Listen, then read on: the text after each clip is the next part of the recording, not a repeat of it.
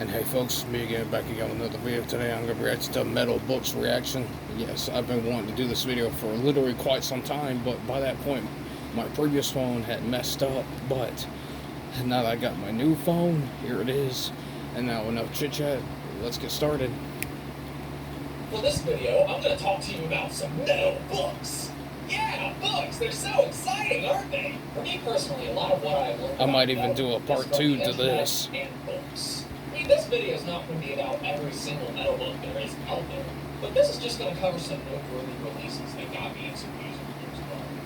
When I first got into the mighty force known as the metal, a friend of mine recommended this book to me. Choosing Death, The Improbable History of Death Metal and Grindcore. This is the 2004 edition, which it's been revised once or twice.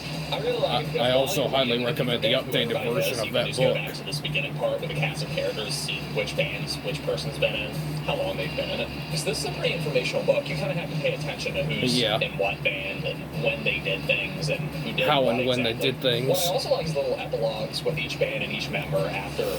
If you ask whose parents were around at that point who listened to the metal music. Which is basically just like a list of important albums. Anyway, so this book is kind of a broad history of the early 80s. Terrorizer, good band, actually. It explains a lot about how metal evolved from the hardcore punk era. It also shows its evolution from there and how it got more extreme as time went on. For me, it explained a lot about the early tape trading scene.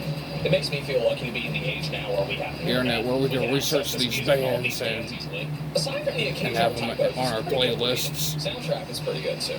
Sometimes the writing will be telling several different stories in the same chapter, so again, you kind of have to pay attention, but it's for the information that it gives and for the rare pictures that are on the pages, it's definitely worth the read.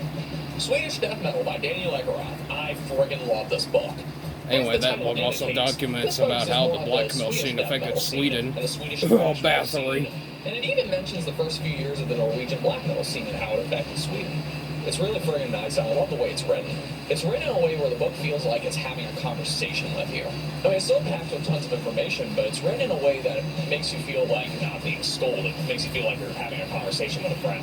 So you got all kinds of great information about early demos and early bands. Hey, there's even a massive list of hundreds of bands in the back of the book. All kinds of rare tour posters, all kinds of rare photos, and there's a 3-disc companion soundtrack, which is really amazing. There's all kinds of rare demos and rare things that have never been released. Plus, you got a big list of fanzines. I mean, yeah, it's a pretty big book with 446 pages and about 276 pages worth of text, but it's actually an easy read. I also really love the front artwork. It's done by Nick Anderson of Entombed. I also like the way the book speaks critically about the albums that he's talking about. True Norwegian Black Metal by Pierre Best. Look at how huge this thing is. Well, Voivod, good band, actually. I actually listened to him previously. And this book is so big on YouTube. And the cover is so intimidating that on my this TV. is the kind of book that you want to put on a coffee table and just good band. Let your friends look at it in shock and despair. Even the friggin' side of the book is cool to look at. Anyway, but this isn't really a text-driven book. I mean, yeah, every 50 pages or so, there's like a few paragraphs, maybe a couple pages that you have to read, maybe a couple timelines, maybe a couple magazine excerpts. But for the most part, it's a photography book. Some really high-resolution, high-quality pictures. Some really beautiful scenery, some nice footage of shows, pictures of some of the bands, pictures of satanic rituals. It's even got a couple scanned Slayer Mag articles in here. Anyway, disclaimer, you can thank Darkthrone for pioneering the genre of black thrash. Want to take a vacation to Norway. Also, if you're familiar with the Varg Vikernes Euronymous story about how Varg murdered Euronymous, this is the infamous Kerrang article, which he basically kind of admits that he did it. I mean, given that this article is kind of rare, it's nice to see it in printed form again. There was also another black metal book titled Lords of Chaos. It's not really about black metal as much as it is about Satanism, Varg Vikernes, and Odinism. Not essential reading, but many of the bands who have been interviewed for the book have claimed since its release that the information is inaccurate and that many of the interviews have had words twisted and misinterpreted. So if you're going to read it, take it with a large grain of salt.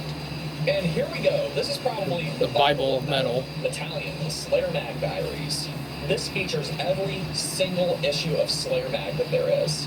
course, a lot of you are already familiar with Slayer Mag, but Slayer Mag, was this huge fanzine from the 80s, and it continued up until the 2000s. Between the issues, you got like a short little history of the author and what he was going through at the time and how he was what he making was doing, what the writer doing during his off days. Better as he went along, as far as how he made the magazine and how it was printed and how he got the interviews, how quickly he was doing it, what he was doing on his spare time. It kind of puts you in perspective as to why he gained so much respect from doing this magazine. Execution, get Did the I band. mention that this book is huge? 719 pages. Anybody can read 719 pages from a regular book, but look, some of the text is kind of small, so you're going to have to make a lot of time to read through this whole book. It's definitely something you want to read while you're on vacation, or space it out, like read 2 issues every month or so, because some of the issues are kind of long. All in all, it is absolutely wonderful. Lots of rare interviews, and it really puts you in the perspective of actually being there during the 1980s and the 1990s when some of these bands and some of these albums have emerged. Only Death is Real, an illustrated history of Hellhammer and early Celtic Frost from 1981 to 1985. This was written by their guitar player. Reading this book definitely put me in the mood to listen to some Hellhammer and Celtic Frost. If there was any metal band that needed to write an introduction on what it was like to be one of the first, it's this band. It explains how they got into music and all the competition that was going on at the time between them and Venom.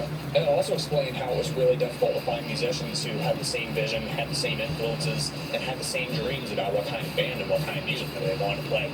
They risked their social lives, they wanted to burn bridges to create this music. They got turned down by everybody. The people who produced their demos thought it was the worst thing they ever heard, and they wanted to be the most extreme band ever.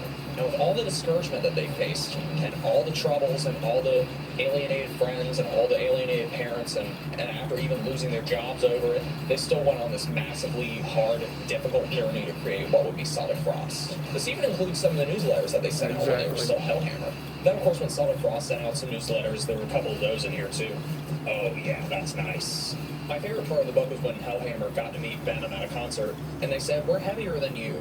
Then, when somebody finally got a cassette player and they played the Hellhammer demo, Hellhammer had won the respect of their heroes. Let there be Gwar! Gwar! Gwar! I love Gwar! Yeah, see the front cover, changes pictures a couple times. It's really nice.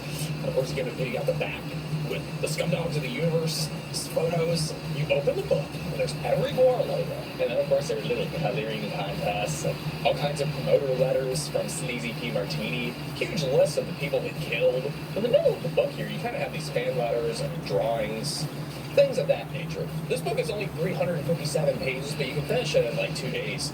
Anyway, but this book, it's really a history of Gwar. It's just as much an illustrated history as it is a text history, because every single page is filled with all kinds of photos, rare footage, things you've never seen before. It talks about every album, most of the movies, things that they went through at the time, all the drug problems they might have been having, all the newspaper flyers, all the times they might have gotten arrested, clarification on some rumored stories, their burnout, their rise again to power. You should read this, or Gwar will kill you. I hope this has increased your literary senses. Thank you. Anyway, folks, hope you enjoyed the video. Like, subscribe, follow me on TikTok and Discord. And yes, I do highly recommend Killbot. And I'll see you next video.